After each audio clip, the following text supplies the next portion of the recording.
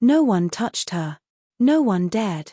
Even the most hardened warriors of the Galactic Front wouldn't meet her eyes, and those who didn't live long enough to describe what they saw. She moved like a wraith, her skin a deep, haunting blue beneath flowing silk robes, her face hidden beneath a veil etched with alien gold and humming with energy that defied classification. They called her the Masked Queen. She wasn't royalty in the way humans knew it. She ruled through fear. Through mystery. Through something darker. The stories said she once ended a battle by whispering a single word. Ships melted. Men screamed. Gravity turned inside out. That was all it took, a whisper. So when Sergeant Rourke of Earth's fractured colony fleets was ordered to escort her across the neutral zone, he figured it was a death sentence dressed up in protocol. The mission brief was short. You don't speak to her. You don't look at her. You don't ask her questions. You deliver her to the Galactic Council chamber and leave. Alive, if you're lucky. Rourke had seen plenty in the war, black hole bombs, sentient firestorms, planets that grew teeth. But the Queen? She made those horrors look like bedtime stories. He met her in Dock C-17. She stood there, alone, surrounded by a perimeter of soldiers who all looked like they were moments from shattering under their own fear. She was still.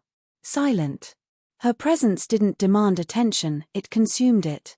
Everything else faded in comparison. Rourke felt a tightness in his chest as she turned, slowly, to face him. Her eyes weren't visible behind the veil, but he felt them. Watching. Measuring. He straightened, saluted, because that's what you do when you don't know what else might keep you breathing. The Queen said nothing. They boarded the transport in silence. Rourke sat across from her, hands clenched. The silence wasn't awkward. It was oppressive. Like the quiet right before something truly terrible happens. Halfway through the journey, they hit a gravity storm. The ship's stabilizers failed. Alarms blared. The pilot screamed. The bulkhead cracked open, and space began to pull them apart. The Queen raised one hand. Everything stopped. No sound. No movement. The hull sealed itself, the lights dimmed to calm blue, and the ship corrected course as if nothing had happened. Rourke stared, slack-jawed. She still hadn't spoken.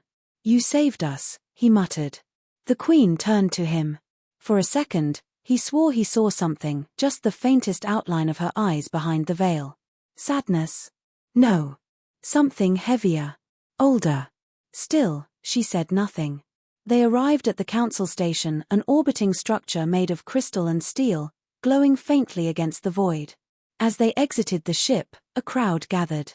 Not to welcome her. To keep their distance. Council guards, diplomats, even high-ranking alien officials stepped back as she passed. No one wanted to be near her. Rourke stayed by her side, more curious than afraid now. Inside the chamber, they were stopped.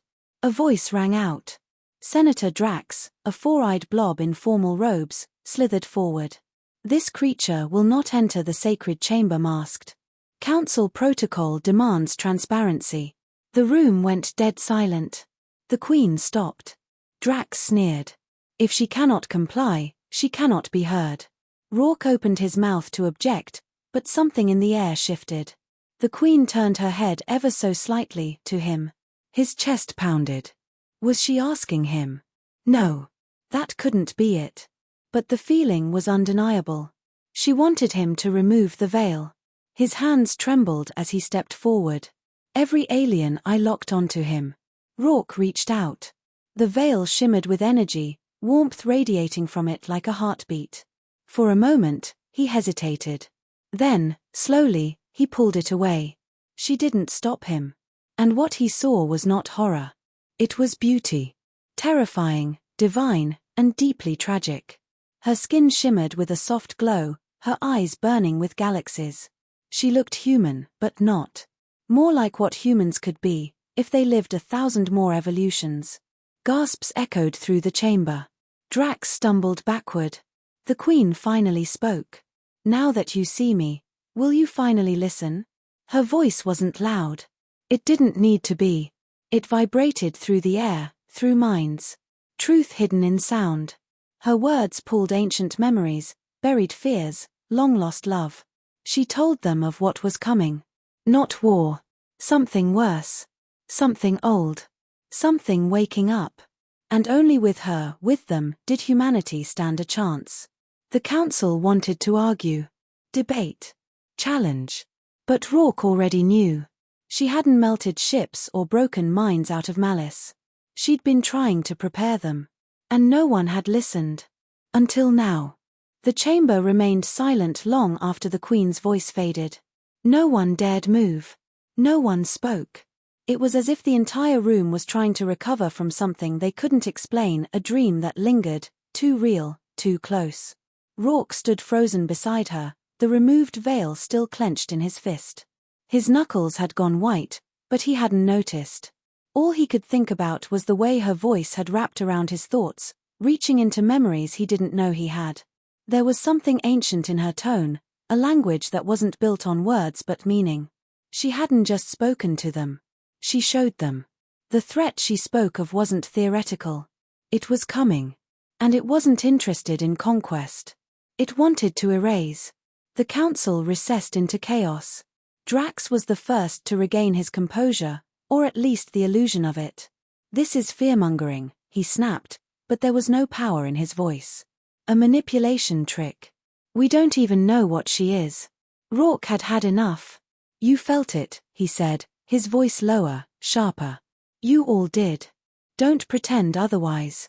Several members of the council turned away. Not out of disagreement, but out of shame. Because they had felt it.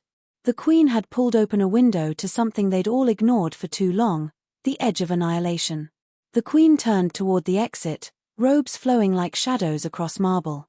She didn't wait for a decision. She already knew it would come too late. Rourke followed. They left the council station in silence, but the tension between them was no longer fear, it was understanding. She'd shown him something personal. Private. She trusted him now, and that terrified him more than anything. Why him? As their transport headed toward the fringe sectors, Rourke finally asked, "Why me?" The Queen didn't look at him. "Because you're not ruled by your past. You don't carry the weight of a legacy. You carry the weight of choice." He didn't know what to say to that. Their next stop was Varan 9, a dead moon orbiting a dying gas giant. It wasn't on any maps. It had been erased. Deliberately. That alone made Rourke's spine crawl. The Queen led him to a collapsed temple buried beneath ice and dust. Its architecture didn't belong to any known species. Symbols flickered on the stone, shifting when looked at directly. Rourke felt them pulsing in his skull, like they were trying to wake up something inside him. In the center of the temple was a pillar. Cracked. Blackened. But still pulsing faintly. "This is one of the locks," the Queen whispered. "Locks for what?" She looked at him. "For what we buried." And that's when the air changed. Something deep beneath the surface moved. Not physically, but in presence. An awareness, older than stars, brushed against Rourke's mind. Cold. Curious. Hungry. He staggered back. "Jesus, what is that?" "It has no name," she said. "Names give things power. We took its name away. It's waking because the balance is failing." Rourke shook his head. "You mean, this thing's been down here the whole time? What's stopping it from?" "We are," she said simply. That's when he noticed the faint scars on her arms, just visible beneath the robe. They glowed with the same flickering energy as the temple walls. She wasn't just a messenger. She was a part of the lock. "Wait, if you're one of the locks, what happens if you—" She stepped closer. "If I die, the seal breaks." Rourke stared. "You've been walking around like that with no protection." She smiled for the first time, a small, sad thing. "That's why everyone's afraid to touch me." It all snapped into place. The whispers. The fear. The veil. It wasn't just cultural mystery. It was protection. Not just for her. For everyone. They weren't afraid of her. They were afraid of what would happen without her. As they returned to the ship, something followed them. Shadows in the dark, humanoid but wrong. Tall, twisted, faceless. Rourke opened fire. The bullets passed through. The Queen raised her hand. Light poured from her palm, bright enough to paint the shadows into nothing. "Probes," she said. "Scouts for the Nameless One. It knows we're here now. Then we need to warn the Council again." "They won't listen," she said. "But you can make them." He stared at her. "How?" "Take me to Earth." He blinked. "Earth's gone. Bombed into glass years ago." "Not all of it," she said. "There's something left beneath the surface. Something it wants." She turned away, already plotting the course. Rourke hesitated only a second before taking the helm. Whatever this was, whatever he'd become a part of, it was bigger than war, bigger than species. The Nameless One was waking. And Earth held the key to stopping it. The closer they got to Earth, the more wrong everything felt. Rourke had read the official reports. Earth was a scorched husk, irradiated, lifeless. A reminder of humanity's arrogance and the war that should have ended it all. But as the Queen guided their small craft through the edge of the Sol system, he saw it wasn't entirely true. The planet still turned, half shrouded in clouds, half cracked by glowing veins of molten crust. The orbital defenses were long dead, space debris silently circling like rusted ghosts. But the Queen's gaze never left the surface. She pointed. "There. Beneath the ruins of old Cairo. That's where it sleeps." "I thought you said it was waking up," Rourke muttered, guiding the ship lower. "It is. But part of it was left behind here. It's feeding off what remains. The pain. The death. The memory." Their ship descended through broken sky. Storms raged across the wastelands, and radiation alarms screamed as they pushed through layers of scorched atmosphere. Rourke killed them manually. There wasn't any turning back now. They landed on a jagged stretch of blackened rock. The ruins of a city loomed in the distance, charred skeletons of skyscrapers, twisted metal veins, and half-buried statues melted by fusion blasts. A graveyard of what used to be the heart of the world. The Queen stepped out first. Rourke followed, rifle drawn. Not that it would matter. They walked in silence, the wind carrying whispers. Real ones. Not in his head. Not this time. The voices of the dead, repeating their final moments. Screams. Cries. Regret. It scratched at his mind. "They're echoes," she said. "Residual imprints. That's how the Nameless One eats. It doesn't just consume bodies. It feeds on trauma." They stopped at the edge of a pit so deep, Rourke couldn't see the bottom. It pulsed. Slowly. Like a heartbeat. "Is that it?" he asked. The Queen nodded. "The last anchor." And then everything changed. The ground shook. The pit flared. And something rose. It wasn't a body. It was a presence. Blacker than shadow, wronger than death. A shape that didn't obey geometry. It looked at them, no, through them, and Rourke dropped to one knee, head pounding.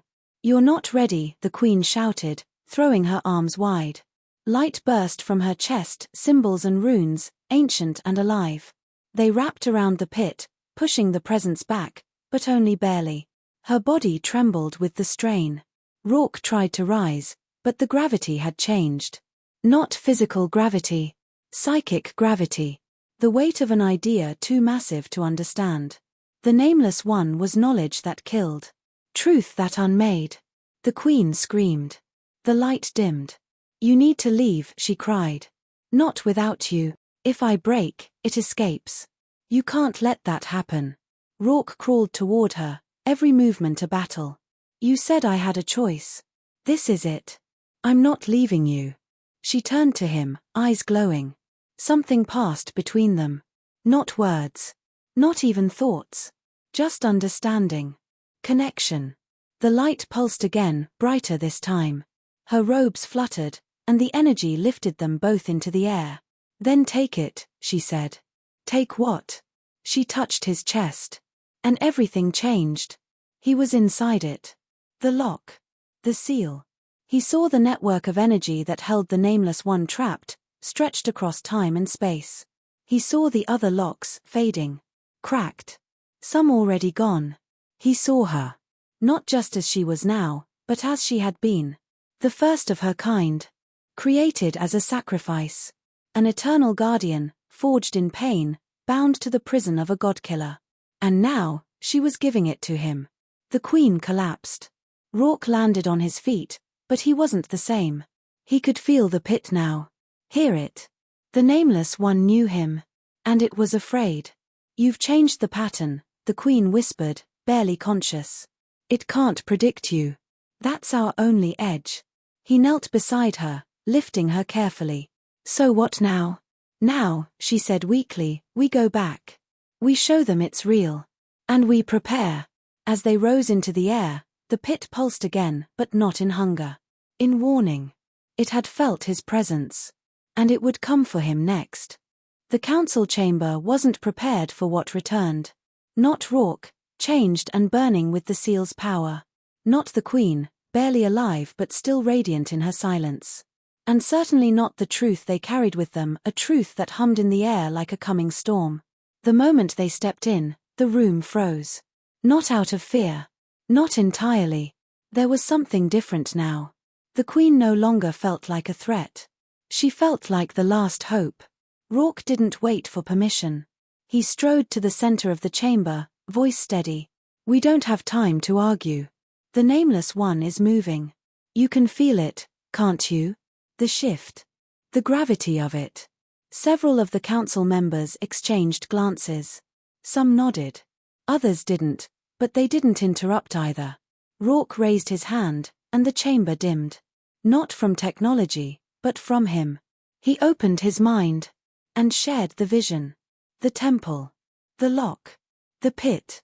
The Queen's sacrifice. The truth of what slept beneath their feet and what it would become if left unchecked. He didn't tell them. He showed them. Gasps echoed. Some cried.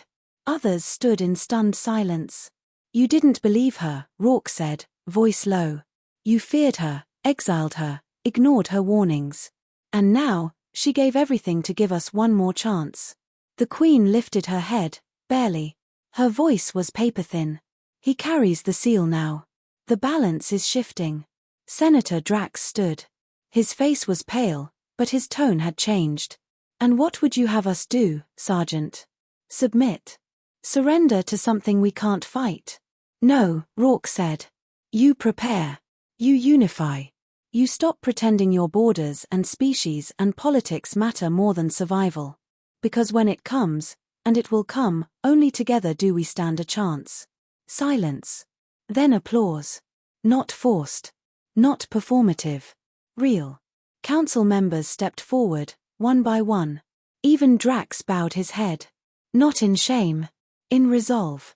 The war they had feared for centuries wasn't between each other. It was with something older than hate.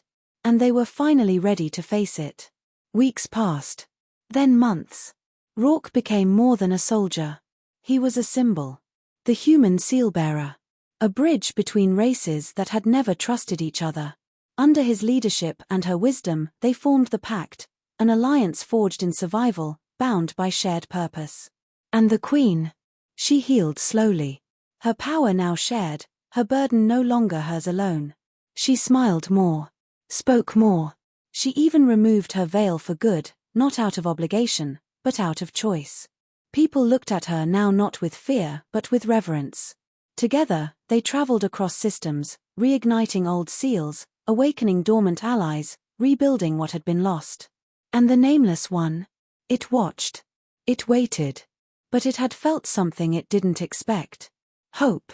In the quiet of a new dawn, standing on a rebuilt earth, the Queen turned to Rourke. You were never chosen by accident, she said. I never thought I'd be the one to carry this, he replied. She smiled, soft and knowing. It's always the ones who never wanted power that use it best. And as they looked out over a horizon filled with life and unity, Rourke understood something deeper than war, deeper than fear. The real enemy had never just been the Nameless One. It had been division, pride, silence. And in choosing to see one another, they'd done what no weapon ever could. They changed the ending. Moral, true strength isn't in power, fear, or force. It lies in understanding, in listening, in standing beside those you don't yet trust but choose to believe in anyway. Unity, even in the face of cosmic horror, is the only thing that can rewrite fate.